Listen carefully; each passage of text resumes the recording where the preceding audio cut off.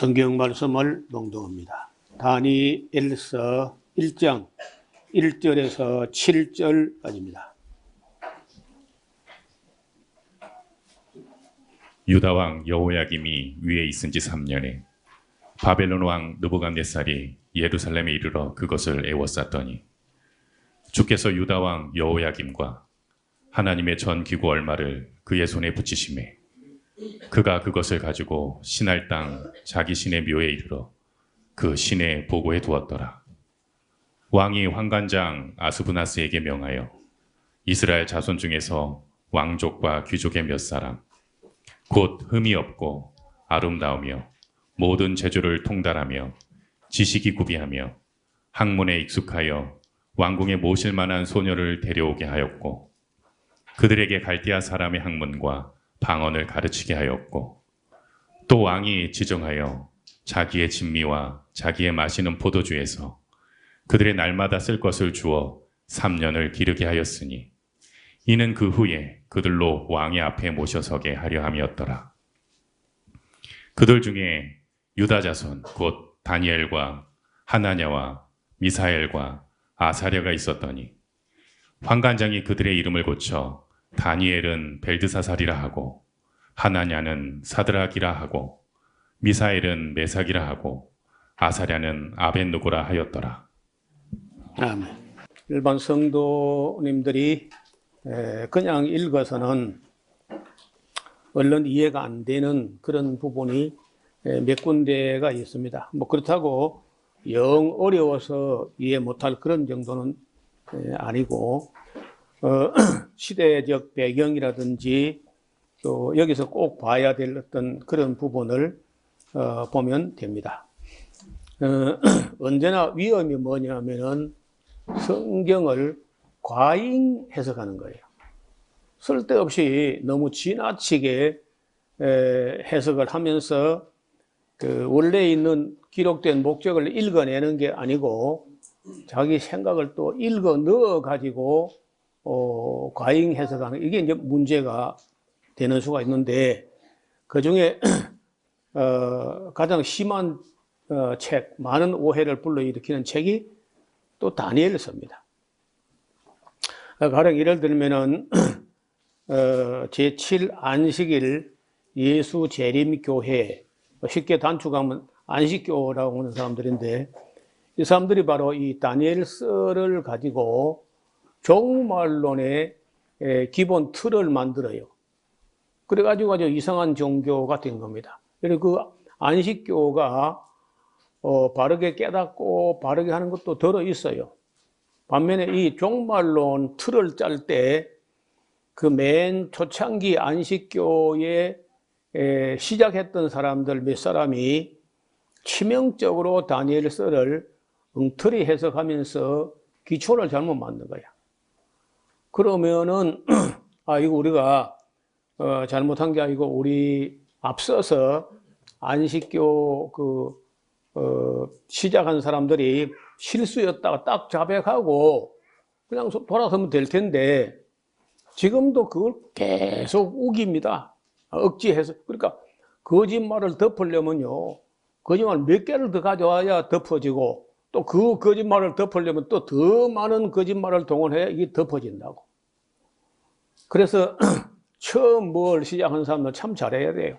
처음에 누가 참 잘못 길을 내면은 그거 후에 수정하기가 굉장히 어렵습니다. 그런 책 중에 아마도 대표적인 책이 있다면은 다니엘서하고 요한계시록 같은 책이 그렇다고 봅니다. 자, 오늘은 다니엘서의 그 총론적인 배경이라든지 꼭 놓치지 말고 봐야 될 어떤 주안점 이런 걸 살펴보려고 합니다.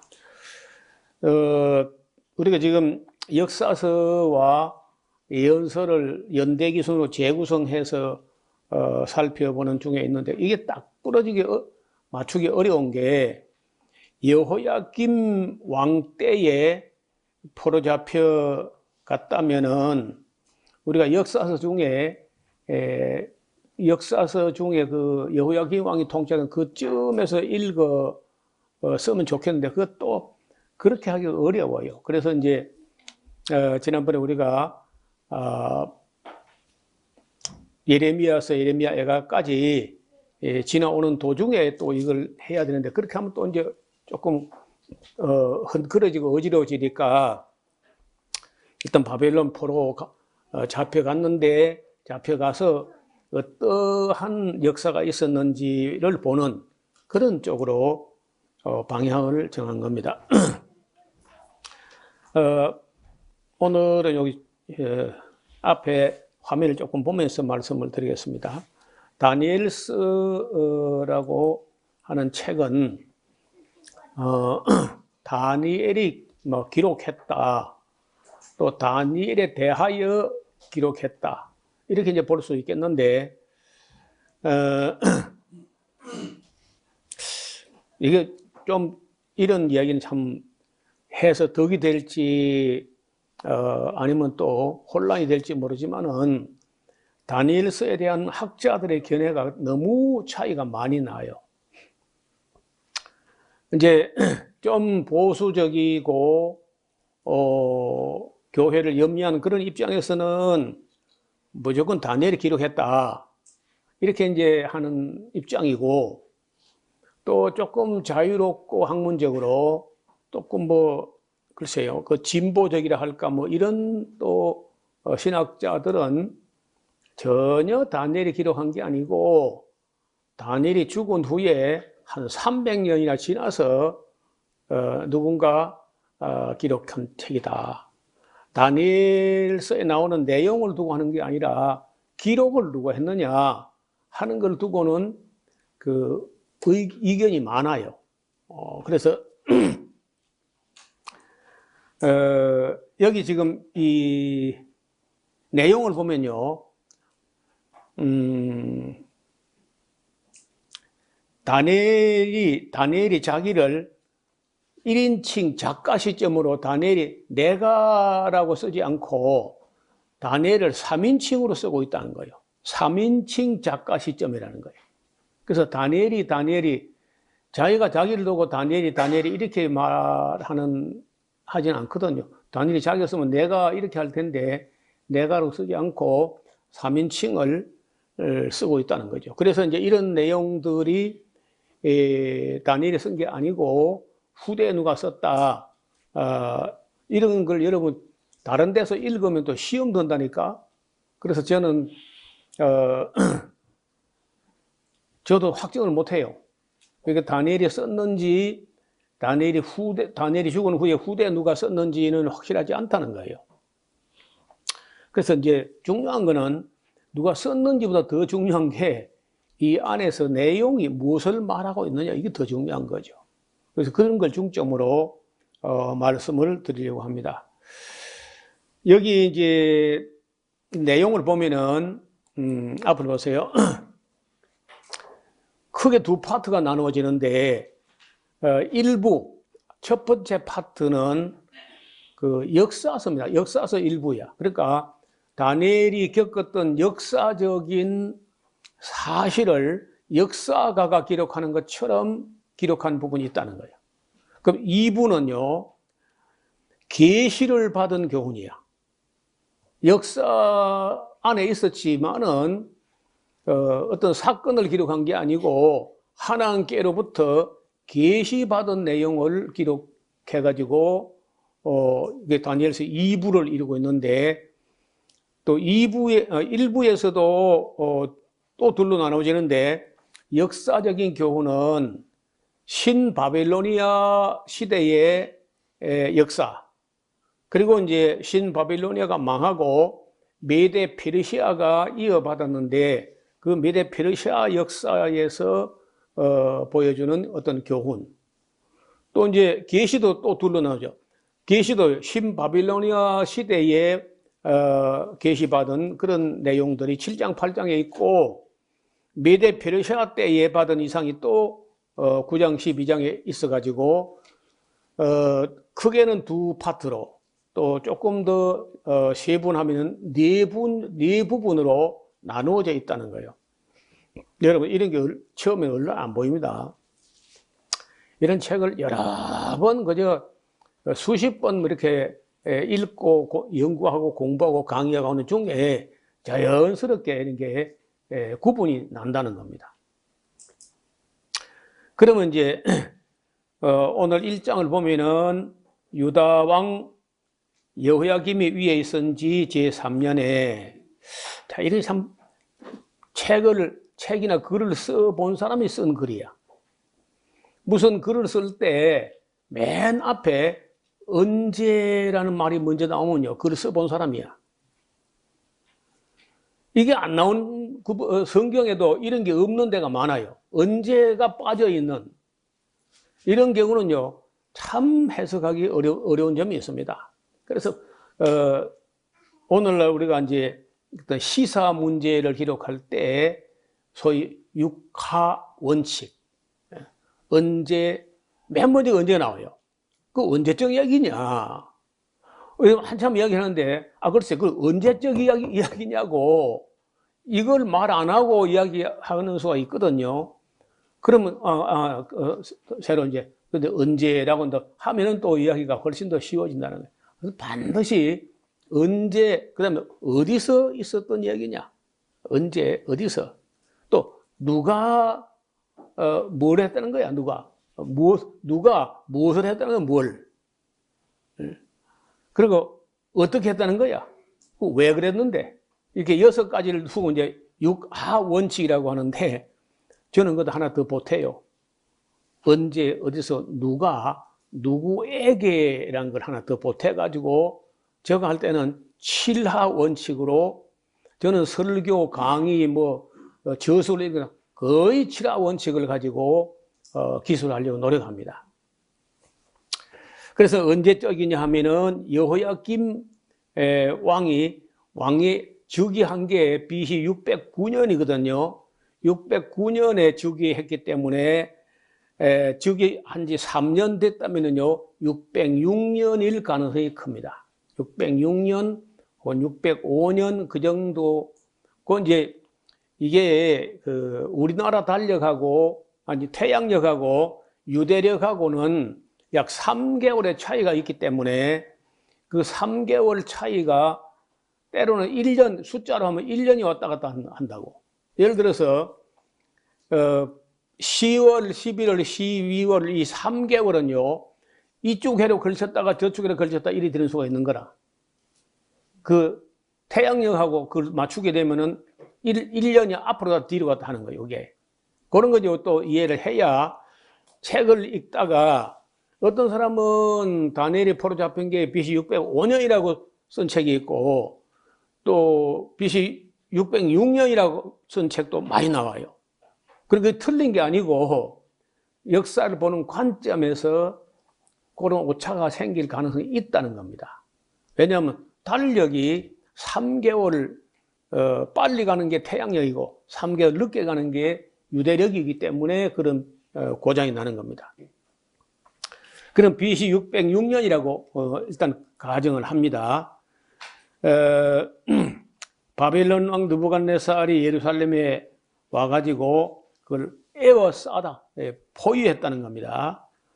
그리고 주께서 유다 왕 여호야김과 하나님의 전기구, 하나님의 성전에 제사 드릴 때 쓰는 금부치, 은부치 이런 좀 값어치가 나가는 그런 물건들 얼마를 전부 다는 아니고 그 바벨론 왕의 손에 붙이니까 그가 그것을 가지고 시날 땅은 바벨론 땅 혹은 갈대아 땅 그렇게 똑같은 말인데 조금 다르게 말해봐요. 우리가 한국 땅, 조선 땅, 한반도, 대한민국 똑같은 걸 말하는데 다르게 표현하는 거예요. 그리고 이제 이 바벨론도 갈대아 땅, 바벨론, 시날 땅 똑같이 같은 지역을 말하는 다른 이름이 그렇다는 거예요. 가지고 시날 땅에 자기 묘에 이르러라고 하는데 그 묘라는 건 번역이 잘못된 것 같아요. 아무리 봐도 이걸 묘라고 번역할 근거가 없어요. 이게 바이트라고 하는 이 말이 어느 구약 성경에 이 말이 2000번 이상 나오는데 한 번도 묘라고 번역할 만한 근거는 거의 없습니다. 그냥 집이야, 집. 예. 그래서 이제 어떤 경우는요, 묘라고 가보는데 집이야. 그런데 신의 묘에 이르러. 신이 돌아가셨나? 신을 장사해가지고 그 무덤 안에 있다면 묘지. 근데 그래서 이제 이런 것은 좀 생각을 해보고 번역을 해야 돼. 묘라고 할 게 아니고 신전에 그 신의 당에 신의 집에 이렇게 보는 게 맞을 겁니다. 그래서 우리말로 이 묘라고 번역하면 사람들이 어떤 상상을 하며 읽을 것인가를 좀 생각해 봐야 되는데 왜 이걸 묘라고 번역했는지 지금도 잘 이해가 안 돼요. 그래서 신당에, 신전에 이렇게 하는 게 맞을 겁니다. 그 신의 보물창고에 보관해 둡니다. 그리고 왕이 그 바빌론 왕이죠. 환관장. 이 환관들은 뭐 우리나라에도 환관이 있었고 그 나라에도 환관이 있는데 그 거세다, 남자는 남자인데 거세에 당해서 성기능이 없는 남자들. 왜냐하면 그 왕궁에는 대개 그 궁녀들이 많고 왕비들, 후궁들 뭐 이런 게 많은데 거기에 남자들이 보통 일반적인 남자들이 있으면요, 그 후궁하고 뭐 썸씽이 일어나고 하면은 문제가 벌어지니까 거세를 하거나 거세에 당했거나 성기능이 없는 사람들을 그런 그 환관으로 그 왕궁에 늘 살면서 왕의 업무를 보는 그런 사람들을 환관이라 그래요. 그러니까 환관도 이제 그 장이 있어가지고 아스푸나스에게 명하여 이스라엘 자손 중에서 왕족과 귀족 몇 사람을 줄을 끊어요. 일반 사람을 잡아온 게 아니고 왕족과 귀족 몇 사람. 그러니까 몇 사람인지 그 숫자도 이제 확실하지 않은데 일단 여기 네 사람은 이름이 나와 있지만은 다른 사람들은 이름이 안 나와 있어서 몇 사람 포로되어 갔는지 몇 사람이 인질을 갔는지도 정확하지 않습니다. 또 왕족과 귀족 몇 사람, 곧 흠이 없고 아름다우며 모든 재주에 통달하며 지식이 구비하며 학문에 익숙하여 왕궁에 모실 만한 소년. 이 소년이라고 하는 말도 글쎄요. 엘라딤이라고 하는 말이 소년보다는 우리나라 같으면 소년 하면요. 그게 중학생 정도밖에 안 돼, 그렇죠? 고등학생만 돼도 이게 소년 하면 좀 너무 커. 그래서 그렇게 소년이라고 번역하기보다는 청년 하는 게 합당하지 않겠나. 왜 그렇게 볼 수 있냐면은, 봐요. 흠이 없고 아름다움이, 그건 뭐, 오케이. 아무나 괜찮아요. 재주에 통달하며 지식이 구비하고 학문에도 익숙하다 하려면요, 소년 가지고는 잘 안 돼. 그렇겠죠. 그래서 좀 청년 정도, 그럼 청년 정도면 또 몇 살이냐? 여러분, 몇 살부터 몇 살까지 청년이야? 입장 곤란하죠. 어떤 데 가니까 청년이 45살이야. 어떤 마을에 가니까 60세인데 젊은 사람 축에서 간다는 거야. 그래서 아마 여기서 말할 때 소년이라고 하지만은 제가 보기로는 20살에서 한 25살 정도 되지 않았느냐. 30살만 돼도요, 조금 늙었어요. 그래서 포로로 잡아다가 잘 길들여 쓰려면요, 너무 굳은 사람은 곤란해. 그래서 내 생각에는 20살에서 25살 안팎이었을 거다, 이렇게 봅니다. 그래서 이제 지식도 있고 학문도 있고 또 왕궁에 모실 만한 소년들을 데려와 가지고 그들에게 갈대아 사람, 그러니까 아까 시날 땅이라고 하고 갈대아 그 인종을 땅은 시날 땅, 인종은 칼테아인 이렇게 이제 보통 말하는데 칼테아 사람들의 학문과 방언을 가르치게 했다. 여러분 읽어보면요, 바벨론 왕의 정치력이 대단한 사람이야. 그래서 좋은 사람은 아닌데 보통 인물은 아니야. 여러분 정치를 하려면요, 사람을 어떻게 기르느냐, 사람들을 이용하고 활용하고 보통 뭐 용병술 이렇게 말하는데 사람을 잘 쓸 줄 알아야 돼. 사람을 잘 쓸 줄 모르는 사람은 정치를 하면 안 돼요. 그래서 정치라는 것은 옛날에도 정치를 잘하는 사람은요, 사람을 잘 움직여서 정치를 하는 겁니다. 자기가 혼자 하면 그거는 신이지. 그거는요, 신도 사람을 움직여서 정치를 하는데 사람이 돼가지고 아무 말도 안 듣고 지 혼자 독단적으로 이제 독재하면 그 나라 망해요. 그 발전이 없는 거라. 그런데 이 바빌론 왕이 자기 나라에 있는 젊은이들을 훈련해가지고 정치를 하는 것도 중요해요. 그런데 바벨론 왕 느부갓네살은요, 자기 나라 젊은이들을 잘 활용하는 정도가 아니라 자기가 지금 점령해가지고 다스리고 있는 그 나라의 젊은이들을 또 학문과 재주에 통달한 사람을 끌어와가지고 갈대아 방언과 문화와 여러 가지 예절, 법도를 가르쳐가지고 활용하겠다는 겁니다. 그 뭘 활용하느냐? 그 나라 통치하는 데 써야 돼. 그게 지금도 그렇게 합니다. 미국이 왜 저리 큰 나라가 됐느냐? 하여간 온 세상 나라를 다 끌어들여가지고 그래 그 사람들을 활용하는데, 그렇게 하기 위해서 뭘 하느냐면요, 좋은 학교를 만드는 거예요. 명문 대학을 만드는 거예요. 그럼 명문 대학을 만들어 놓으면은 세계에서요, 엘리트들이 와. 엘리트만 오는 게 아닙니다. 돈도 가지고 와. 영 관광객은 왔다 가버려. 그렇죠? 관광객이 몇 달도 안 머무르지. 근데 유학생은 오면요, 기본이 5년 정도, 10년 머무른다고.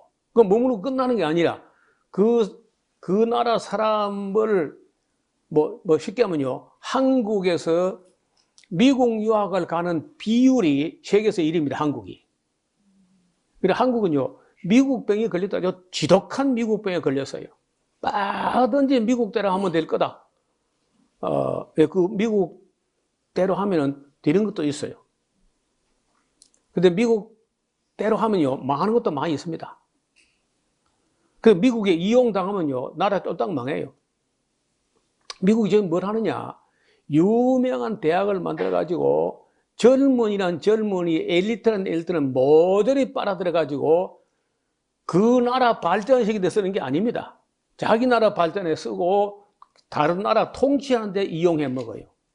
예를 들어서 한국에서 미국 가서 경제학을 공부하고 왔다. 그러면 그 미국 가서 공부하게 되면 대개 경제학 교수가 유명한 건 대개 유대인들입니다. 유대인들 교수 밑에 공부하게 되면요, 미국 경제를 위해서 한국 경제를 침탈해서 빼앗아 먹는데 이용해 먹는 거예요. 그런 아주 굉장히 사악한 방법으로 우리나라 경제를 길러가지고 한국의 피를 빨아먹는 빨대로 사용한다는 거예요. 그걸 모르면요, 그 유학 함부로 가면 안 돼요. 지금 한국인 중에 미국에서 유학하는 학생이 7만 5천 명입니다. 서울대 연고대 합한 거하고 비슷해요. 서울대 연고대 스카이라고 학생 다 합한 거하고 미국 유학생하고 숫자가 비슷하다니까. 그리고 경비는 얼마 들었냐? 세계에서 유학비가 가장 많이 든 나라가 미국이야. 자, 그렇게 해가지고 배워와가지고 우리나라 발전시키는데 도움이 된다면요, 가야죠. 가서 배워와가지고 활용해야지. 근데 그렇게 안 하고 미국 가서 공부해가지고 자기 유익이 좀 있고 그리고 미국 유익을 해서 살고 한국의 피를 빨아먹는 빨대가 되어가지고 이용당하면은요, 나라를 다 피를 미국으로 다 미국 쪽으로 빨려나가게 하는 거예요.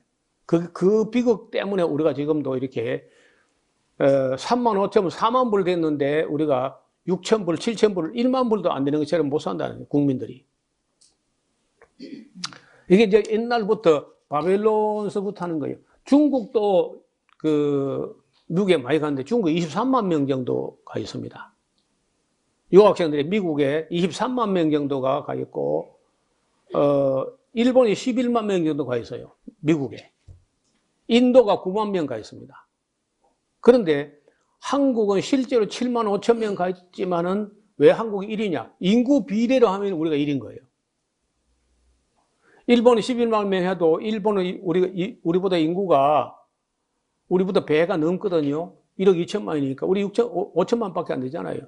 우리가 7만 5천 명 가 있으면 중국은 우리보다 인구가 14배 많아요. 아니, 14배 많아요. 28배 많아. 14억이니까 우리는 5천만 밖에 안 되잖아. 그럼 우리는 너무 미국에 많이 가 있는데 또 더 웃기는 거는 그렇게 많이 가는데 그럼 다 학자가 되느냐? 그래서 얼마나 좋겠어요. 한국 써도 따라가도 못하는 애를 갖다 미국으로 보내는 거예요. 언어도 안 되는데 언어가 되는 데서도 공부를 못하는 애가 미국 가서 그 공부가 될 리가 있습니까? 그게 간이 학비 보태주고 가서 게임방에 놀다가 나중에 마약하다가 폐인대가 돌아와. 성공률이 5%가 안 돼요. 미국 유학 가가지고 인물이 되고 한국 경제에 유익하게 만들면 5%가 안 된다는 거예요. 대부분은 아예 망치는 겁니다. 천재가 아니면 보내면 안 되는 거예요, 사실은. 반면에 최근에는요, 한국이 물건이나 문화나 이런 것들이 이제 상당히 알려지고 하니까 한국으로 유학을 많이 옵니다. 이거는 좀 우리가 잘만 하면은, 왜냐면 한국은 와서 이렇게 보면요, 놀라운 면이 있습니다. 한국이 누구 나라를 짜먹기 위해서 미국처럼 못된 짓도 안 해요. 한국은 진짜로 여러 나라를 많이 발전시키고 있어요. 지금 아프리카 같은데 농사라는 개념이 없는 사람들에게 논을 만들어가지고 벼를 심고 이렇게 합니다. 사막 한가운데 양어장을 만든다니까, 한국 사람이 가가지고. 그 나라에 실제적으로 도움을 주고 발전시키고 개발하고 한다는 거예요. 그런 면에서는요, 한국으로 유학 오는 거 저는 괜찮다고 봐요. 또 우리나라 발전에도 도움이 되고 세계의 발전에도 도움이 될 거라. 근데 여러분, 남미에서 수도 없이 미국으로 불법 이민이나 유학이나 남미에서 그렇게 올라가는데 그 남미에서 올라간 유학생들이 미국 가 공부해가지고 자기 나라 발전시킨 나라는 없어요. 다 미국 기업체들의 빨대 역할만 나오니까 난민 모든 나라가 미국 때문에 망합니다. 안 망하고 그래도 그런 대로 이제 버텨낸 게 두 나라가 있는데 일본하고 한국은 아직 안 망하고 있는 거예요. 근데 제가 볼 때는 많이 망했어. 너무 미국에 많이 뺏긴다는 거예요. 하여간 여기 바벨론 느부갓네살 그때부터 벌써 인재들을 아주 엘리트들을 뽑아가지고 빨대 역할을 한다는 거예요. 그렇게 해먹으려고 길렀어. 물론 그거는 느부갓네살 왕의 목적은 그런 거고, 하나님 목적은 또 달라. 다니엘을 거기 포로 잡혀가게 한 하나님 목적은 또 다르다는 거예요. 그래 여러분 성경과 역사와 현실과 미래를 함께 읽어가면서 생각을 해야지. 그냥 성경 보고 그냥 뭐 옛날에 그런 일이 있었다. 그 무슨 의미가 있어요? 그래서 성경과 역사와 현실과 미래까지 생각하고 아이들을 기를 때 정말 어디 가서 공부를 해가지고 어떤 인물이 되고 무슨 일을 하게 할까 이걸 생각을 해봐야 돼요. 여러분 지금 현재 외국은 뭐 놔두고 한국의 대학생들에게 있어서 가장 큰 고민이 뭐냐? 그게 좀 제가 몇 년도인지 정확하지 않은데 그걸 학생들에게 있어서 가장 큰 고민이 뭐냐 하고 문제를 앙케이트처럼 이렇게 조사를 했는데 나는 취업인 줄 알았어요. 취업이 아니겠는가 했는데 아니라는 겁니다. 모든 대학생 거의 대부분이요. 내가 누군지 모르겠다는 거예요. 그거 학생들은요 상당히 그 고민할 걸 고민하고 있는 거죠. 그런데 대학이 거기에 대해서 답을 못 주는 거야. 자꾸 진화론 같은 소리 하고 있으니까. 그럼 모르는 거죠. 나는 그럼 침팬지 후손인가? 오랑우탄의 후손인가? 이렇게 하고는 그럼 사람이 안 되는 거야. 사람이 자기 정체성에 대한 인식이 바로 된 이후에라야 사명이라는 걸 인식해요. 자기 인생의 자기 미션이 뭐냐. 여기 지금 다니엘은 모르겠어요. 다니엘 자기 자신도 자기 인생의 자기 목적 이런 게 있었는지 모르지만 어떻든 두 개는 딱 충돌하는 거예요. 하나는 느부갓네살 왕이 요걸 이용해가지고 빨대로 유대인을 다스리겠다. 요런 그건 확실해요. 그 느부갓네살 왕의 목적은 확실하고 하나님의 목적은 확실해. 근데 다니엘 자기는 무슨 생각을 했는지는 별로 잘 안 나타납니다. 진작에 다니엘도 하나님으로부터 받는 어떤 사명을 인식했다면 참 중요한 일이죠. 우리가 여기 다니엘서 볼 때 성경 어디도 안 보이던 부분이 나온다고. 그게 뭐냐? 느부갓네살 왕이 자기가 침략해서 점령한 나라의 엘리트, 귀족, 왕족 중에서 가장 빼어난 인물을 뽑아다가 자기 곁에 두려고 했다는 거야. 이런 거 우리가 배워야 되거든요. 정치하는 사람은 이런 걸 배워야 돼. 대통령이나 우리 대한민국 대통령쯤 되면은 이 한국 땅에 와서 유학하는 학생들에게 장학금도 주고 또 우리나라 문명, 문화, 기술, 예술 모든 부분에서 정말 그런 사람들과의 어떤 만남도 가지면서 좀 그런 게 해야 안 되겠어요? 맨날 술만 먹고 앉았을 게 아니라 정말 좋은 기회. 한국에 지금 유학생이 많이 온다는 거예요, 지금요. 놀라울 정도로 많이 와. 그리고 가끔 보시는데 한국을 얼마나 잘합니까, 그 애들이. 근데 그 사람들이 이제 그 나라의 외교관이 될 수도 있는 문제고 앞으로 경제 관료가 될 수 있는 문제니까 이런 정책을 잘 써야 되거든요. 그 나라 민족의 미래를 예비해가지고 성경을 공부할 때 다니엘서를 공부해야 되는 거라. 정치하는 사람 같으면 느부갓네살에게 배울 게 있다는 거죠.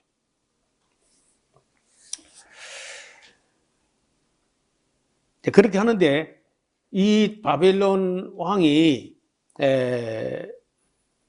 뭘 이야기하느냐.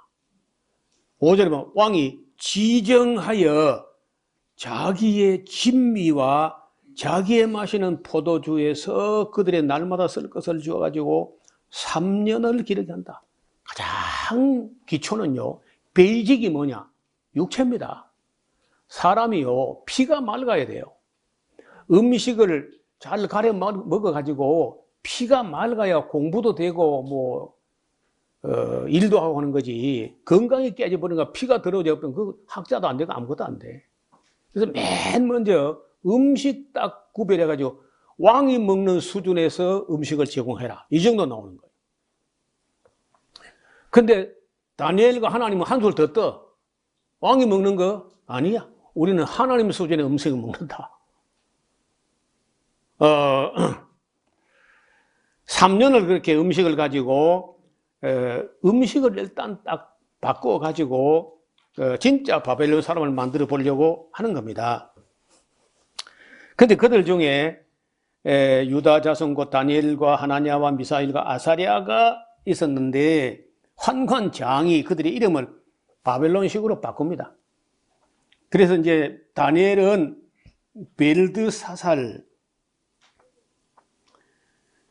이거 벨드사살이라고 하는 말은요, 벨트샤차르, 이런 말인데, 벨트샤차르, 이런 말은 되게 어려운 말이에요. 그리고 이제 하나냐는 사드락, 미사일은 메삭, 아사랴는 아벳느고 이렇게 이제 이름을 바꿉니다. 그런데 딱 그때 다니엘이 뭐라느냐, 그 줄을 꺼내. 다니엘은 뜻을 정하여. 사람이 젊어도요, 자기 뜻을 딱 세워야 돼. 여러분, 육아에서 보면 공자라든지 이런 사람들이 30입지라는 말이에요. 30에는 뜻을 정할 수 있어야 돼. 자기 인생, 내가 이런 인생을 걸어가겠다 하고 뜻을 정할 수 없는 사람은요, 평생에 흔들만들 해. 그런 사람은 제대로 못 써요. 제가 올해도 나무를 한 150그루, 한 200그루 가까이 심었는데, 심을 때, 가장 중요한 게요, 안 흔들리게 해야 돼. 나무를 심을 때, 작년인가 재작년인가 제가 이 뒷밭에다가, 나무를 심었는데, 말뚝을 세우는 걸, 그냥 소홀히 하거나, 아니면 그냥 무시하고, 어린 게 흔들리면 얼마나 흔들리냐, 이렇게 놔둬버렸더니요. 태풍 불고 나서 그때 성경 강좌하고 바빠 못 가면 그냥 흔들려가지고 엉망이 돼버린 거예요. 그래서 지금도 올해도 이제 심은 나무에다가 할 수 있는 대로 고추대라든지 하다못해 막대기라도 흔들리지 않게 하려고 노력을 합니다. 뜻을 딱 흔들리지 않게 해야 돼. 우리가, 보통 이제 가로수 같은 거 심을 때 나무가 흔들리게 산발 같은 걸 만들어가지고 탁 묶어서 흔들리지 않게 이렇게 해놓은 거 들어봤을 거예요. 나무 심는 데 아주 기본이거든요. 사람이 교회라든지 학교가 딱 사람의 그때 뜻을 딱 정하게 해야 돼요. 그게 안 되면요, 바람 부는 데는 흔들려. 이리 흔들 저리 흔들, 그러면 뿌리가 안 내리는 거라. 뜻을 정하여 왕의 진미를 마시는 포도주로 자기를 더럽히지 아니라. 세상에 이게 무슨 말이에요? 바벨론 왕이 먹는 걸 먹어가지고 내가 나를 더럽힐 수 없다. 바벨론 왕이 먹는 걸 더러운 수준으로 봐, 다니엘이. 그 정도로 벌써 다르잖아, 사람이요. 왕의 당대 최고 강한 나라의 왕이 먹는 음식을 먹으면 내가 내 스스로를 더럽게 만드는 거라고 인식을 안 합니다. 차원이 다르잖아요. 자기를 더럽히지 아니하리라 하고 자기를 더럽히지 않게 하기를 환관장에게 당돌한 거죠. 말이야 그렇게 했겠나? 그런 더러운 거 안 먹는다 이렇게 안 했겠죠. 자기 뜻을 정한 거예요. 그렇게 그런 걸 먹어서 나를 더럽힐 수 없다. 하나님이 다니엘로 환관장에게 은혜와 긍휼을 얻게 한지라. 이것도 참 사람이 어디 가서요 항상 미움받는 사람이 있어요. 웃기는 게요, 어떤 사람은 싸들고도 미운 놈이 있고 그렇죠. 얻어먹으러도 고운 놈이 있다니까. 그래, 이게 미움받지 않도록 조심해야 돼. 제가 우리 집에는요, 따로 가훈이라는 게 없었어요. 아이들 셋을 기르면서 따로 가훈을 안 만들고, 사랑받는 사람이 되라. 사랑하는 것은 그 다음이고, 어디 가서 미움받지 않도록, 미움받지 않는 부정적인 소극적인 게 아니고 사랑받는 사람이 되라. 여러분, 사랑받고 은혜 받으려면요, 세 가지는 구비해야 돼. 세 가지를 구비하게 되면은 사랑받고 은혜 받습니다. 첫째, 겸손해야 돼. 그리고 두 번째, 예절이 발라야 돼.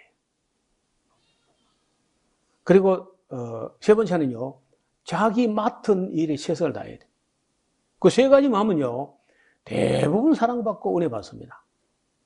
겸손하고, 그리고 예절 바르고, 자기 맡은 일을 최선을 다하고. 그 세 가지가 이제 쉽지 않지만, 어떻든 그 세 가지를 안 하고는요, 어디가 절대 은혜 받거나 사랑받거나 그거 안 됩니다. 얼굴이 암만 예뻐도, 여러분, 얼굴이 반반하고 그 예쁘고 한 개 또 못된 짓 하면요, 꼴값 한다고 더 미흡다니까, 오히려.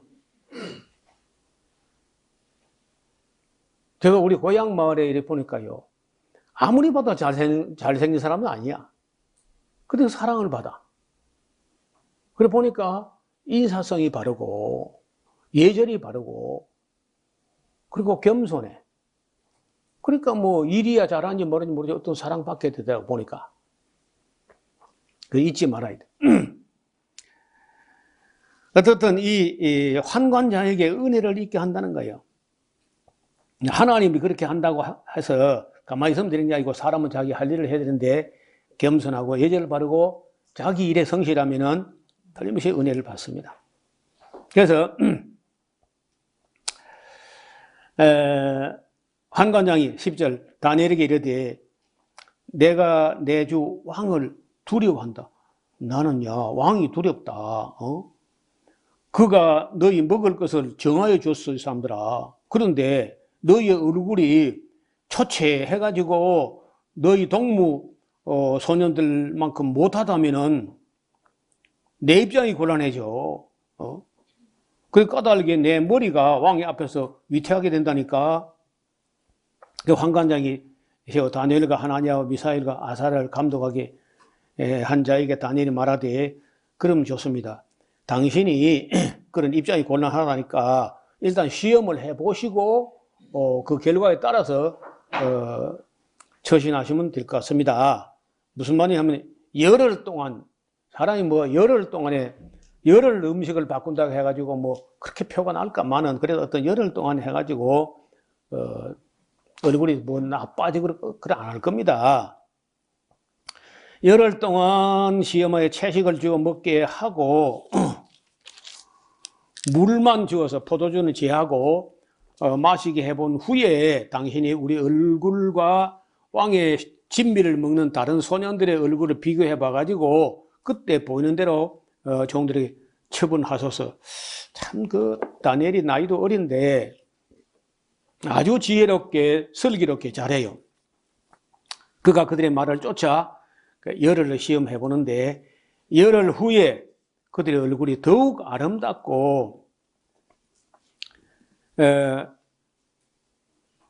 그 피부가 더욱 윤택하여 왕의 진미를 먹는 모든 소년보다 오히려 더 나아 보인지라. 그러므로 감독하는 자가 그들에게 지정된 진미와 마실 포도주를 제하고 채식을 먹게 허락을 합니다. 하나님이 이 네 소년에게 지식을 얻게 하시며, 여러분 사람이요 지식을 얻게 하는 은사가 그 고린도전서만 있는 게 아니야. 구약 시대에도 지식의 은사, 지혜의 은사가 있었다는 거야. 하나님께서 하나님 말을 잘 듣는 사람, 그리고 이제 음식을 가리는 사람, 그런 사람들에게 지식과 지혜의 은사가 있다는 거예요. 지식을 얻게 하시며 모든 학문과 재주에 명철하게 하신 외에 또 다니엘은 모든 이상과 몽조, 꿈의 어떤 징조를 깨달아 알게 되는 그런 또 특별한 은혜를 더합니다. 왕의 명한 바 그들을 불러들일 딱 기한이 돼가지고 환관장이 그들을 데리고 느부갓네살 앞으로 들어가 봤습니다. 왕이 그들과 말하여 보니까 무리 중에 다니엘과 하나니와 미사일과 아사랴와 같은 자 없어. 그래서 이제 그들로 왕을 모시게, 왕이 가까이 있게 합니다. 왕이 그들에게 모든 일을 묻는 중에 지혜와 총명이 온 나라 박수와 술객보다 10배나 나은 줄 아니라.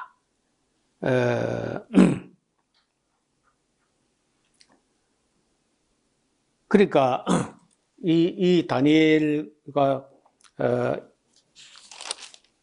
미사엘과 아사랴, 하나냐 이런 사람들이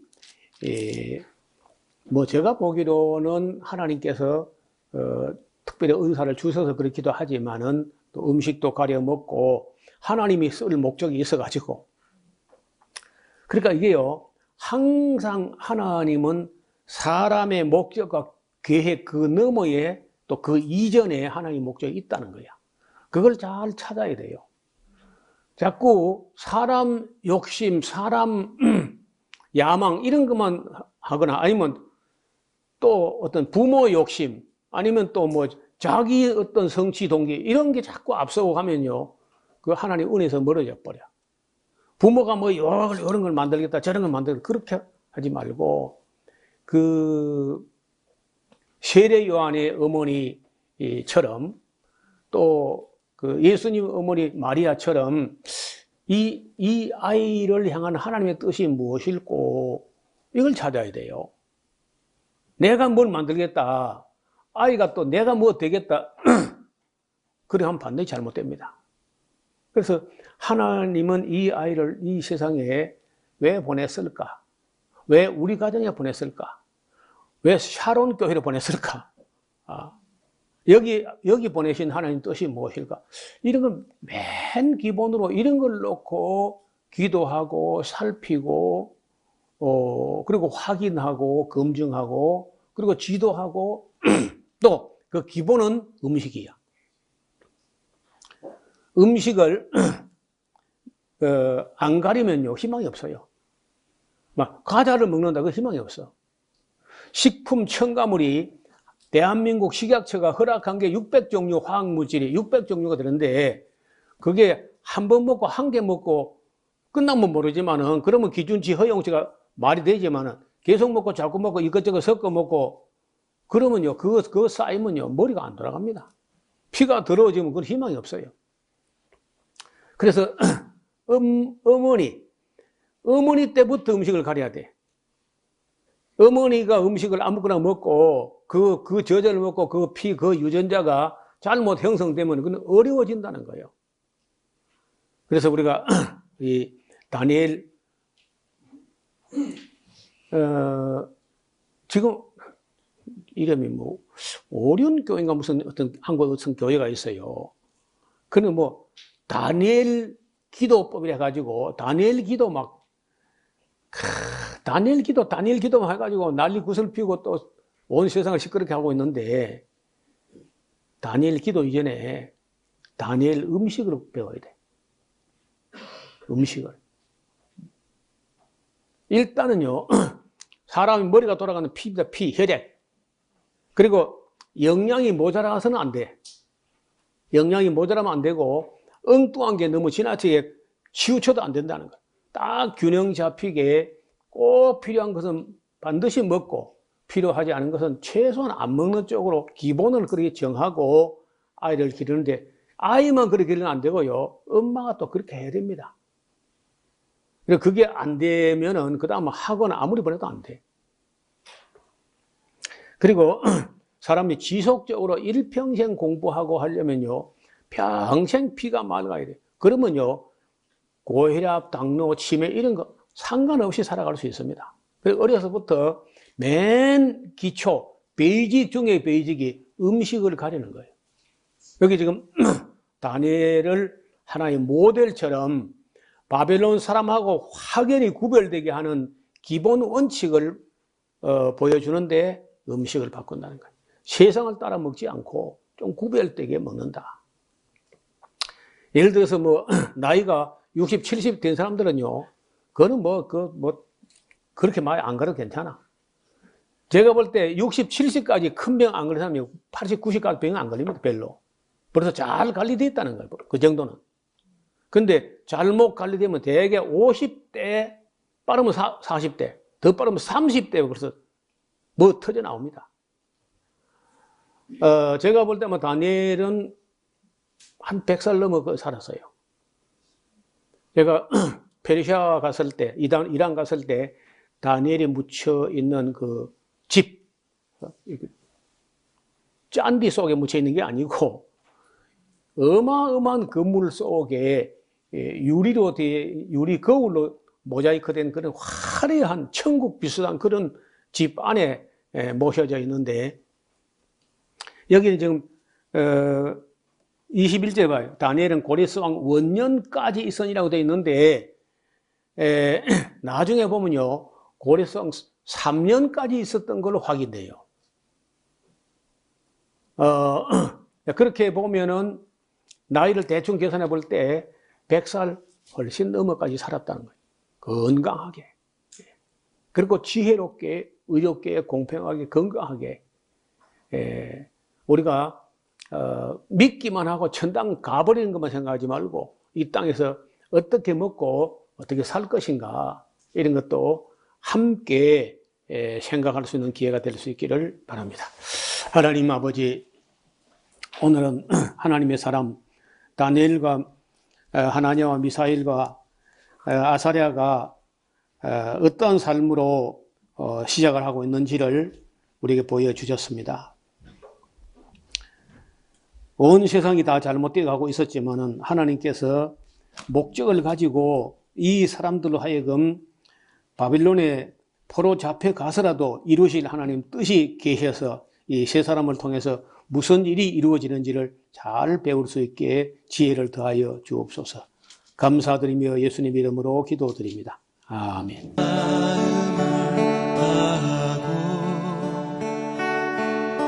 성품을 다하고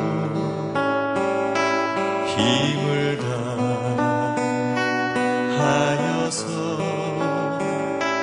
여호와를 사랑하라. 내게 준 계명을 마음에 새기고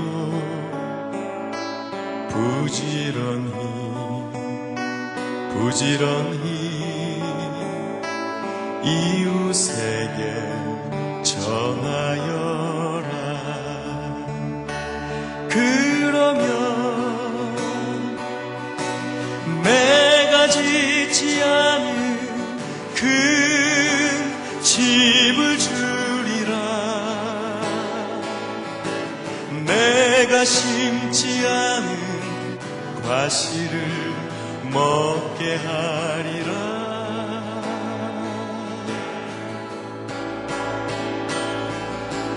그러나 한 가지 잊지는 말아라. 죄인도